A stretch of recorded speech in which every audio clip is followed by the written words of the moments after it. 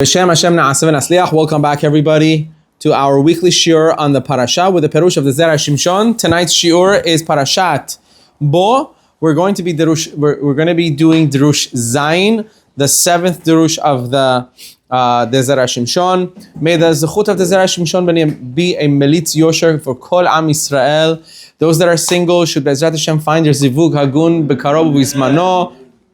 Those that are married should be able to have many children as the promise of the Zera Shimshon. And it's also Leilu Nishmat the Zera Shimshon himself.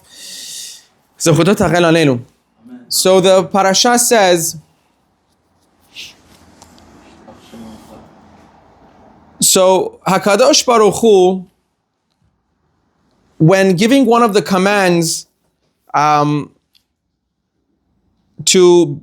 giving the command to Moshe Rabbeinu to go and tell Bnei Israel about the Pesach offering, the pasuk kind of changes from its routine way of speaking to Moshe Rabbeinu and telling Moshe to tell Bnei Israel. How so? It says, the pasuk says, Dabberu el kol adat Bnei Israel lemor. Dabberu meaning you shall speak, but in plural, meaning you, plural, speak to Bnei Israel, telling them, Ba'asor lachodesh hazeh, on the 10th of this month, they shall take for themselves, they should take a sheep and they're going to shecht it and put the blood on the doorposts and so on and so forth. That was the Pesach. The first Pesach offering that the Bnei Israel gave was outside of Eretz Israel. It was before leaving Egypt. And it had its own rules and regulations. It had its own halachot. Other Pesach offerings didn't have these halachot. Other Pesach offerings that we didn't have to take the blood and put it on our doorposts. Other Pesach offerings, you didn't have to take the sheep and tie it to your bed beforehand and then show. Pesach changed in history afterwards. But in this time, coming to this command, Moshe Rabbeinu is told by Hashem, not only Moshe Rabbeinu, but also Aharon HaKohen. Rashi says, V'chi Aharon medaber. Rashi asks the question, why is the pasuk saying Dabberu, plural, speak to Bnei Israel? It was supposed to be Moshe Rabbeinu speaking and giving the halachot of Pesach to Bnei Israel. Why is Aharon being included? We don't see that Aharon is the one who's doing the talking later. So what's this Dabberu? So he says, V'hamefarashim dachaku atzman lehavin kavanat Rashi. The Mefarshim have tried to understand what was really bothering Rashi to tell us, is Moshe Rabbeinu, is Aharon the one who's speaking here? What's going on? So what was bothering him? Rashi was bothered by the fact that it says Dabberu, which is Lashon Rabim, it's plural language. For if Hashem is telling Moshe Rabbeinu that both of them should speak together, this cannot be. Why? Because it says in Tractate Megillah, in Gemara Megillah, Chaf Aleph Amud Bet, that the Gemara Megillah discusses a lot about reading the Torah portions, writing the Torah portions, writing a Megillah, and things like that. And one of the things that the Gemara discusses is that you can't have two people saying the same Torah portion together at the same time, simply because no one's going to understand what you're saying. It's like two people speaking at the same time. It's very confusing.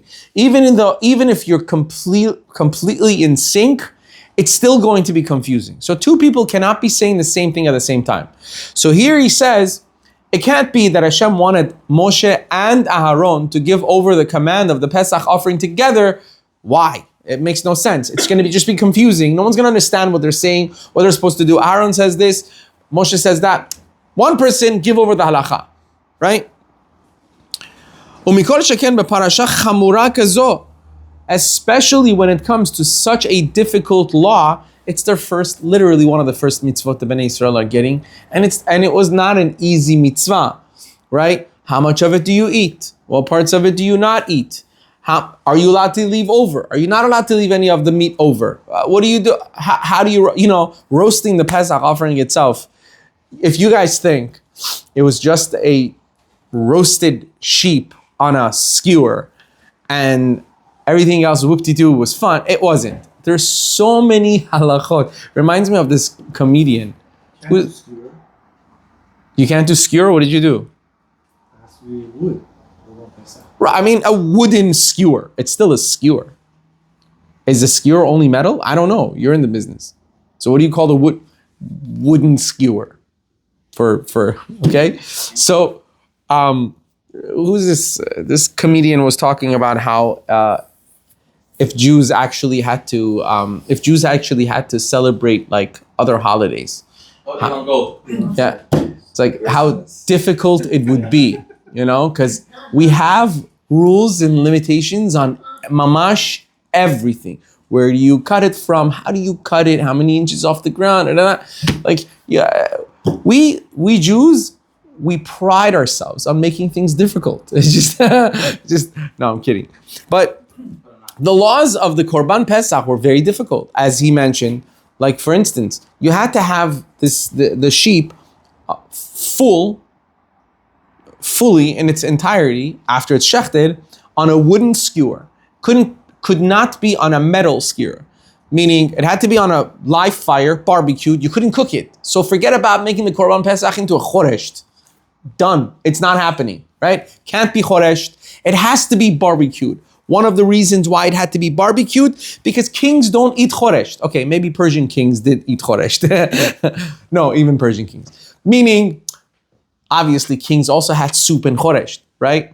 But what it's trying to tell us, what Hashem was trying to tell us is, get ready to be kings. Kings like to barbecue stuff.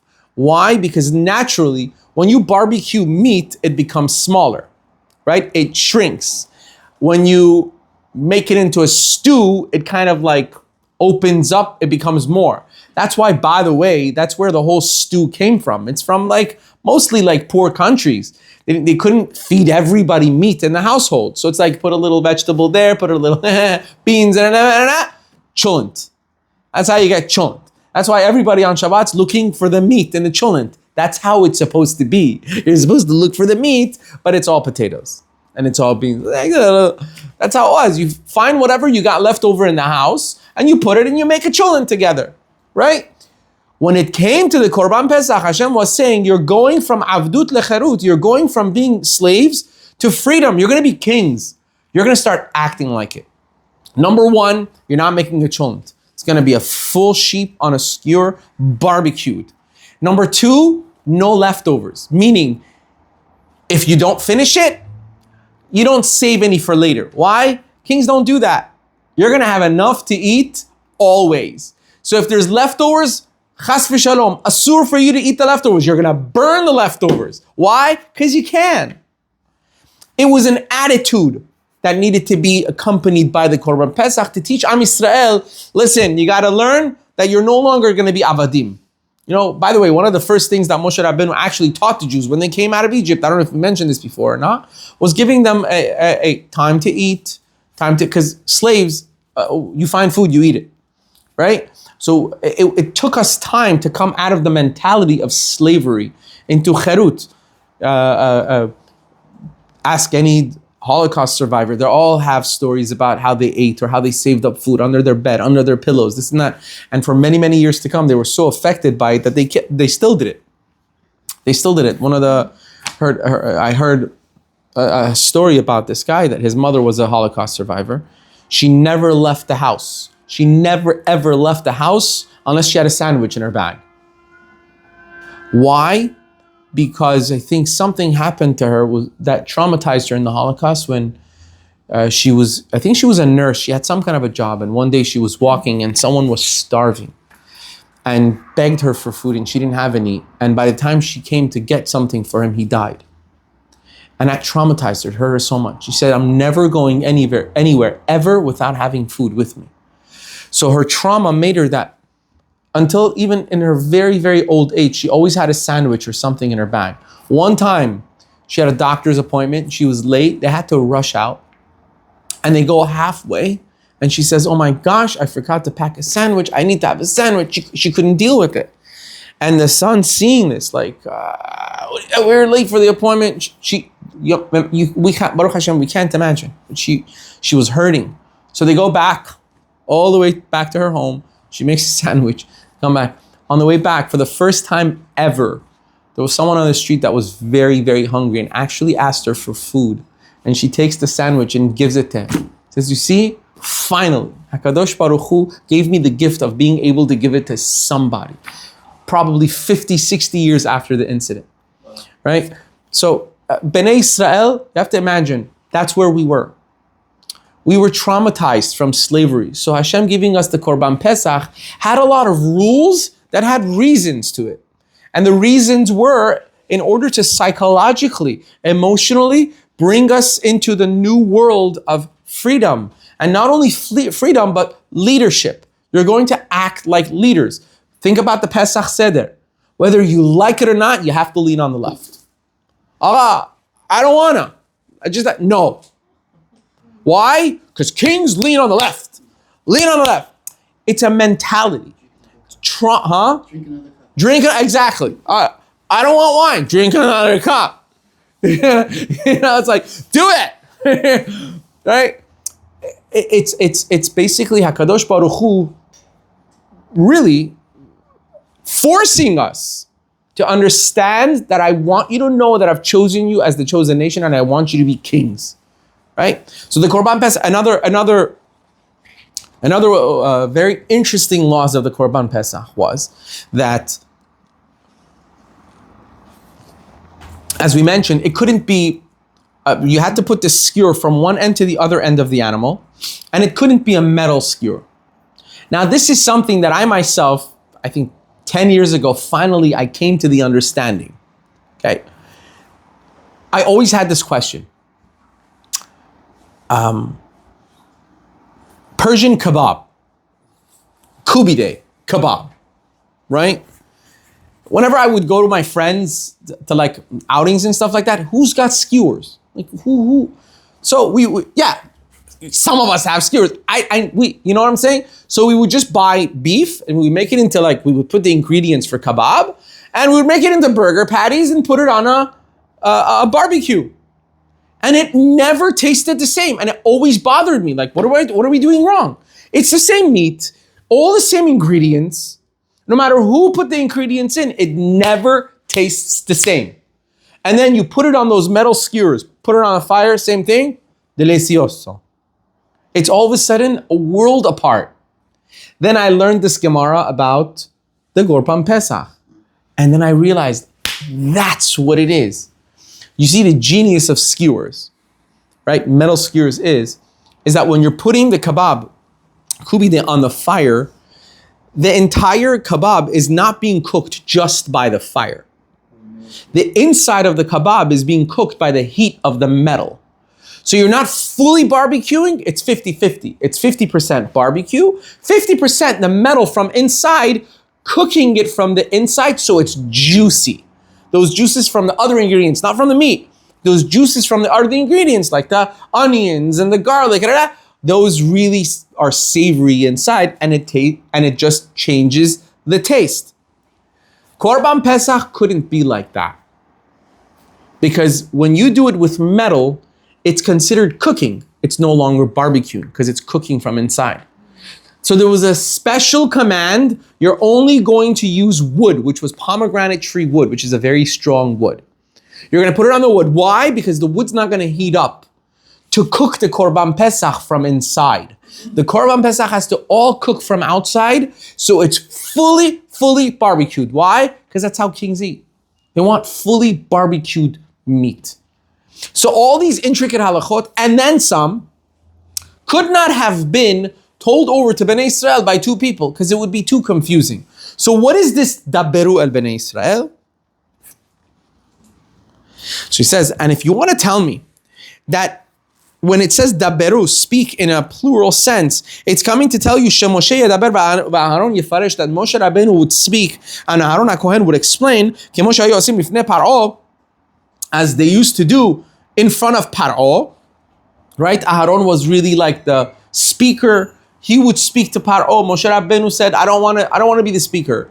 I'll be the leader, but Aaron will speak for me. I'll tell him what to say. He'll say, says here, no. Because if that was the case, if we're saying that Aaron would speak instead of Moshe, it should have said, Daber el kol adat Yisrael kemo shemor ba'atrat hamakot. It should have just said, speak to the congregation of Israel, like it said about the other makot, other plagues. Bo'el Paro v'dibarta elav. It says, come to Paro and you speak to him. And we already knew that when Hashem is saying, Moshe, you come to Paro and you speak to him, we knew that Aaron's going to do the speaking.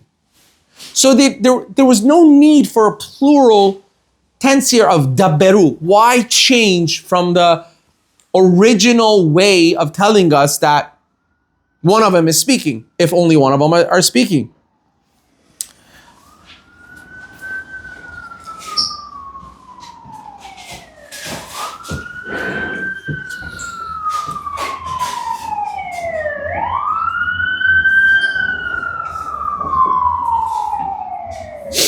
She says, we could also suggest, Shoel bepam hazot, kala laharon im Moshe bedibur, that maybe this time Hashem included Aharon HaKohen in this commandment, Moshe peresh Rashi al pasuk vayom Hashem Moshe ve'el Aharon, as it says in another pasuk that says Hashem spoke to Moshe and Aharon both together. Mishum hachi lo haya yachol lomar daber. Therefore, it didn't say daber, which is singular. Ben amechinami shebapam hazot nitztava gam Aharon bedibur. Ze im ken hapasukim. Okay, so he says we can't say that because over here it's using the plural. It could have still said daber. So now,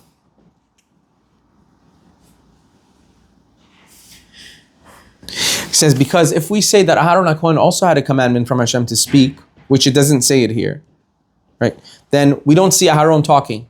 We don't see, the pasuk doesn't really tell us, by the way, Aharon did the talking. By Paro, we know Aharon did the talking because the pasukim tell us that Aharon did the talking. Here it doesn't. So it says, Ela, I love this. Ela vaday tzarich lomar. He says we have to say. The answer is Shema shomer hakatuv daberu belashon rabim. The fact that the pasuk says daberu in plural, lo haya tzivui lishnehem, was not actually a commandment to both of them, to Aharon and Moshe. No. Ela lefi shehem hayu regilim bekach. Rather, because Aharon and Moshe were already used to this. They had a certain custom in many occasions. They had certain customs in many occasions that what? Lachlok kavod ze lazeh bishar hazmanim. They used to give kavod to each other every single time one of them had to speak. They would start tarofing. You guys know what tarofing is? So for those non-Persian speakers, it's basically this Persian custom of, you're about to enter a building, two people trying to go together. It's going to take like 30 seconds to decide who's going to enter the building first. So it's like, I was like, oh, you go ahead. No, please, no, I'm not. And sometimes it ends up with one person just leaving. Like, I'm not going to go. I'm not even going to enter this building. I'm done. It's like, it's a way of giving respect, right? Moshe Rabbeinu and Aharon HaKohen, throughout their life, kept giving each other kavod. Now imagine, it was already set, right? The plagues are pretty much done. There's one more plague left. And Moshe Rabbeinu is already the leader of Am Yisrael. There's been recognition of that by Paro, everybody. Aharon HaKohen, everybody, right? So no one's getting hurt here anymore.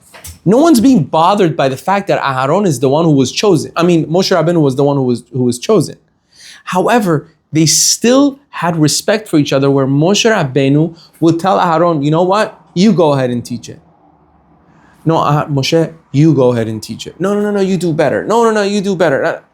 Imagine every single time there was such kavod, where so much so that the Zera Shimshon says, finally, even Hashem caught up to it and said, because you guys constantly give so much respect to each other, where when I'm telling Moshe Rabbeinu to say something, there is a sense of kavod from Moshe Rabbeinu giving to his older brother, and he offers his older brother to do it, that's how I'm going to give the command also. Daberu, both of you. You choose who's going to do it. It's up to you. Imagine, HaKadosh Baruch Hu could say, Habibi, I have jobs for Aharon HaKohen, and I have jobs for Moshe Rabbeinu. Listen, Moshe, I want you to do this.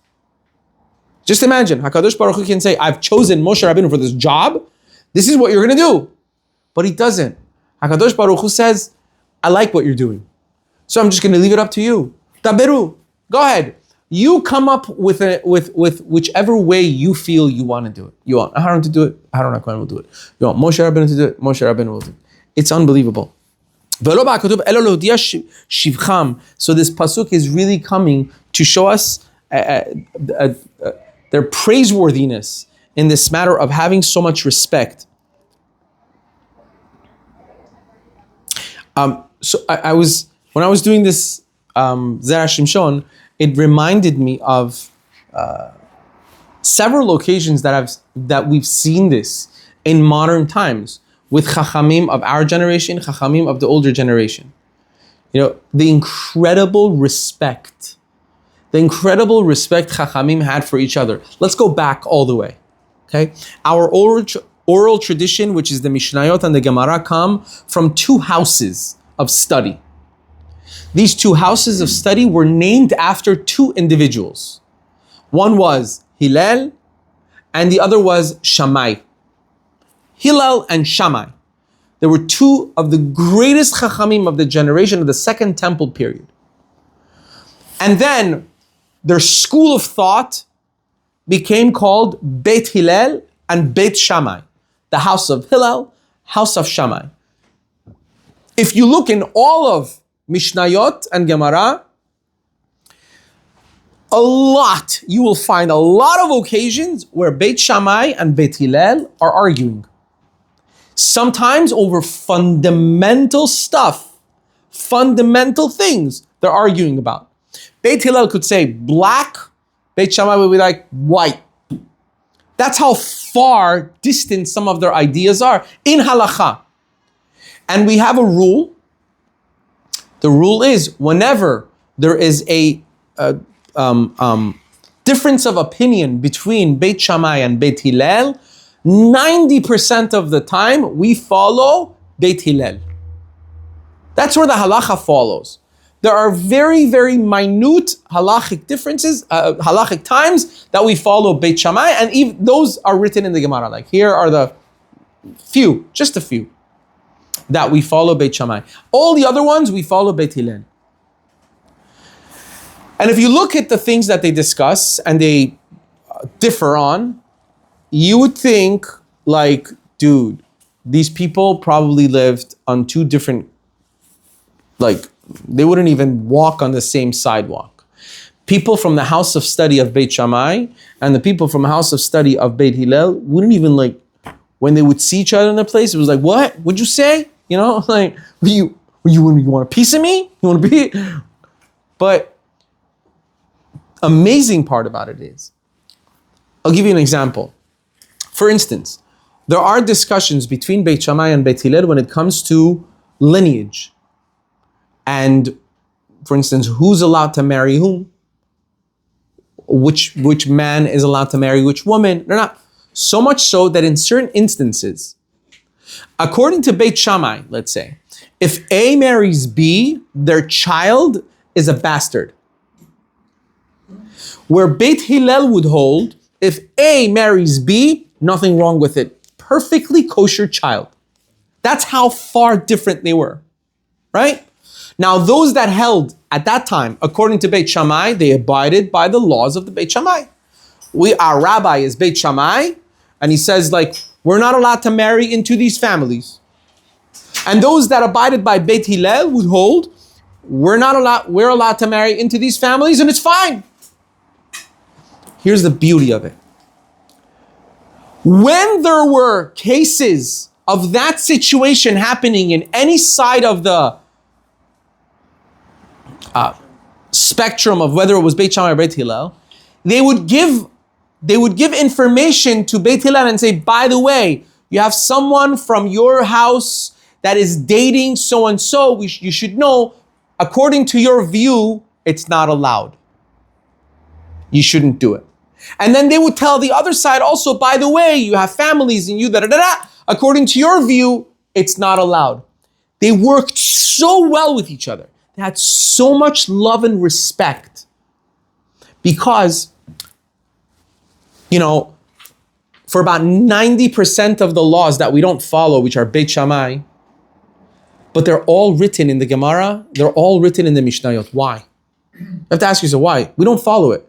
Why not just be like, Beit Hillel says this, done. Beit Hillel says that, done. And in the times that we follow Beit Shammai, okay, Beit Shammai says this, we follow Beit Shammai. Why is Beit Shammai included in, and it's a lot. Why is it included? Because they had a lot of zechut. There was never any disrespect between these two houses of thought and the Chachamim. Never. They loved each other. They married into each other when there was a possibility, right? But that didn't happen that often. That was a problem with marriage, but they married into each other. It didn't matter. It wasn't like, oh, he's this or she's that or he's Sephardi. No, there was none of that at all. Those two completely different ways of thinking about oral tradition, but there was so much respect between the two. They respected each other. They worked with each other. They learned together. You know how difficult it is for two people to learn together when they know that their philosophy is so different? Right? Rav Ovadia Yosef Zatzal had his best friend was Rav Ben Zion Abba Shaul Zatzal. They grew up together. Like from childhood, they grew up together until they became chavrutot, they became learning partners together in yeshiva, until they became the leaders of a generation together. Rav Ovadia Yosef going and becoming the chief rabbi of Israel and one of the greatest sages, and Rav Ben Zion Abba Shaul was no less. He wasn't chosen as the chief rabbi, right? But he was no less whatsoever. But when you see in their Sfarim, most of the time, Rav Ben Zion Abba Shaul is always, most of the time, goes more according to like the Kabbalistic view of things, right? Which a lot of times differs from the simpler way of looking at halacha. Rav Ovadia Yosef Zatzal was always pashut halacha. Simple halacha is don't go into Kabbalistic stuff. You don't have, according to simple Shulchan Aruch, this is the halacha. And you see it a lot. Rav Ovadia Yosef says this, Rav Ben Zion Abba Shaul says that. You want to see what it means to be great? When Rav Ben Zion Abba Shaul passed away, go watch the eulogy that Rav Ovadia Yosef gave about his closest friend, who he argued with about everything. He felt he couldn't, he's like, who am I going to learn with now? They argued about fundamental halachic principles, but they were the greatest of friends.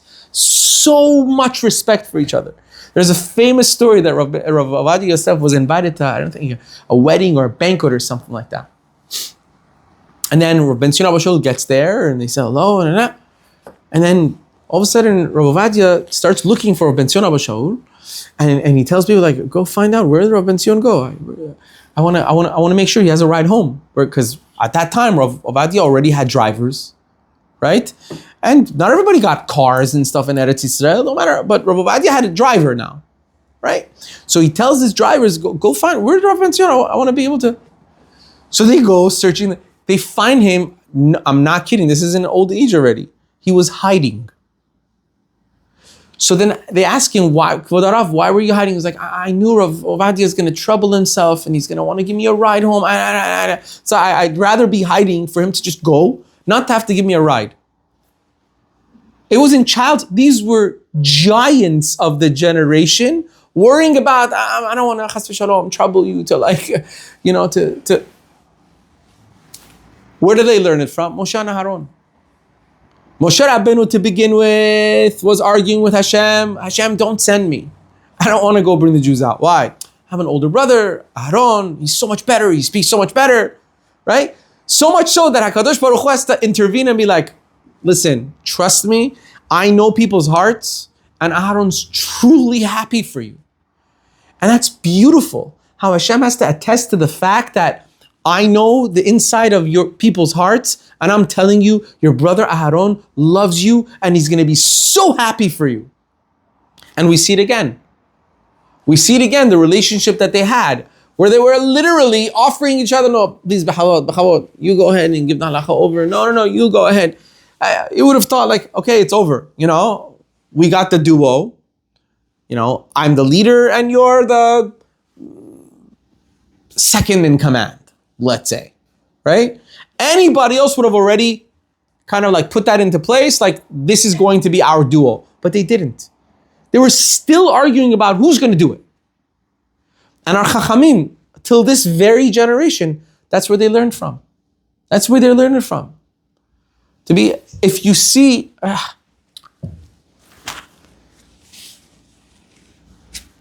if you see that someone's not acting that way, know that there's something wrong in that situation. Because true Torah scholars have utmost respect for each other. Always. Always. I've seen it. When Torah comes into play, when spirituality comes into play, kavod, self-respect, and arrogance has to go out the door. Has to. I don't know if I've ever spoken about the Yenuka here with you guys. You know about the Yenuka? Who knows who the Yenuka is? Nobody? Okay. He knows the Torah very well. Huh? He knows the Torah very well. Right. He's I think by now he's like 35, 34 years old. He's incredible. In Eretz Yisrael, they call him the Yenuka. His name is Rav Yehuda something, I believe. No one ever says his name. They just call him Yenuka. Yenuka means the young child prodigy. Like, that's what it comes from. He's a genius. He knows all of the Torah by heart. Like, I'm not even joking. Like, he knows.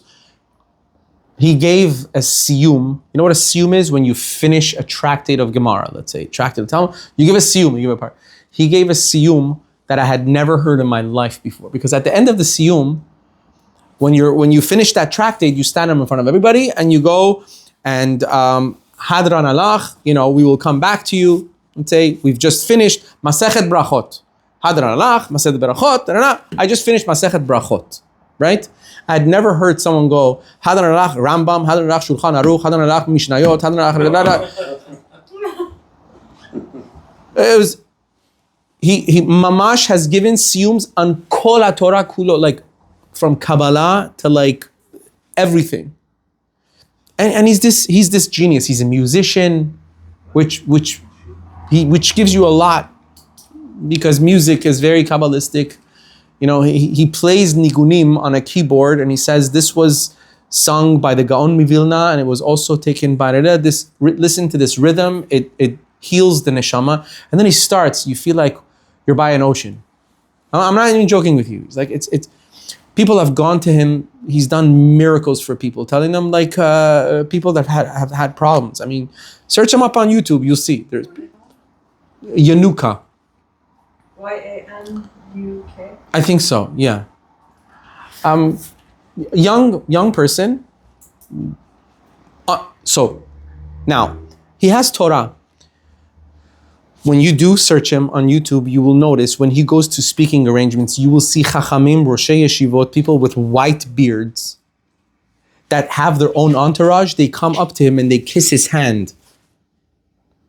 There's a 30-something-year-old guy, black beard, okay, has Rosh Yeshivas with white beards that have their own entire yeshivot coming in front of him, like kissing in hand, getting brachot to him.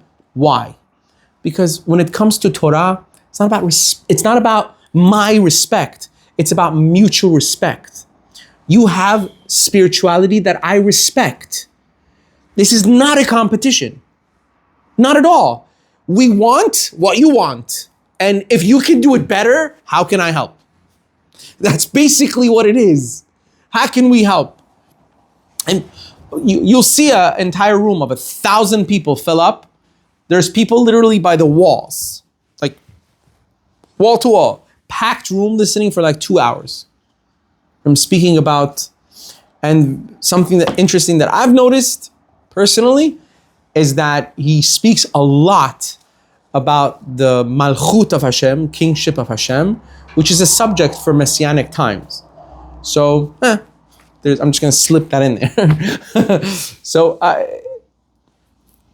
what I'm trying to tell you is that you see when you watch these videos, sometimes I get very emotional watching it. You see the kavod that Chachamim have for each other, young or old, it doesn't matter. It's just respect because of the spiritual information that you have, because of the work that you are doing. I don't know if this guy sleeps. I really don't know. First of all, when he was young, he was a secret. They didn't tell anybody that he didn't want anyone to know that he had this gift he was a genius of learning. But then I think in one of his speeches, he says for a long time, he didn't even want to come out. He didn't want anyone to know about him, but times made it so that he has a mission now to teach, right? But you would think that if this was a competition, people would come up and be like, who's this guy? Okay, so he has a photographic memory. Who's this guy? So turns out that when you're tested by the Chachamim and you carry your weight and you know Torah and you have the midot, the characteristics of a good person at the same time, you give respect to other people, it catches on. Some people, yes, could have a photographic memory, but their attitude just, I don't like you. You could literally tell so fine. The guy's got a mathematical mind. I don't respect that. Sure, go and browse through 10 Sfarim and you know the whole thing by heart. You don't impress me. What has to come with it is the change of character, which you see in him, right? It's not like he doesn't wait there for people to come and kiss his hand. I mean, oh my gosh, you should see. There's a thing. Sometimes he's pulling their hand, they're pulling his hand. He's like, no, please. Chachamim, elderly, 80-year-old Chachamim come, and there's a large table of these Chachamim and Dayanim sitting, waiting for him. So he comes, and the greatest of them comes and shows him his chair. And the older Rav is standing there waiting for him to sit. And he goes, you sit. He goes, no, you sit first. He goes, no, you sit first. No, bechavod. Okay, and then they grab each other's hand and go, we sit together. You know? Who do we learn that from? Moshe and Aharon. The Torah has to change you. The Torah has to change the character of a person. The Torah is not like mathematics or the sciences, or it's not information. The Torah has to change who you are from the inside. If you know thousands of pages of Gemara and Kabbalah, but it doesn't change who you are, it doesn't change your character, I'm sorry, it's nothing. It's zero. It's just information. Information doesn't make you holy. You need to help yourself to take the information in and make changes to you. And that was Aaron HaKohen, that was Moshe Rabbeinu, that's our Chachamim. There are a lot of people out there, believe me, in the past and today, that have a lot, I will admit, have a lot of Torah knowledge. But I'm sorry, it means nothing. Because if your character is flawed, you're an embarrassment to the Torah. Because the Torah is something holy that's supposed to make you a better person. You know, it needs to do something to you. That's why there's a Mishnah. Derech Eretz Qadma leTorah. Derech Eretz, respect comes before Torah. Why? Because if you don't have respect, if you're not kind, if you're not a good person, you're going to be disrespectful to the Torah. You're going to be a defective thing on the Torah itself. You're a walking Chilul Hashem. You become a walking Chilul Hashem, especially when two Chachamim, that God forbid, they don't get along, and Chas v'Shalom, they are disrespectful to each other. When if you, God forbid, I haven't seen it, Baruch Hashem, but if you see two rabbis fighting each other and being disrespectful to each other, do you respect any of them? No, because you naturally think that's not the way it's supposed to be. You know, holy people don't act like that. If one of them was holier than the other, he would probably walk away from that conversation. That's how you always know how to choose between the two sides. And the beauty of Beit Shammai and Beit Hillel was the amount of arguments, colossal arguments that they had with each other, but at the same time, their families married into each other. If there was a problem that one of them couldn't marry the other one, they would tell them, hey, by the way, according to your laws, you can't marry this one, I can't marry that. It was beautiful. It was beautiful. And that's what Am Yisrael is, and that's what Torah is, Torah Emet. Baruch Adonai Le'olam, Amen ve'amen. Is it name Rabbi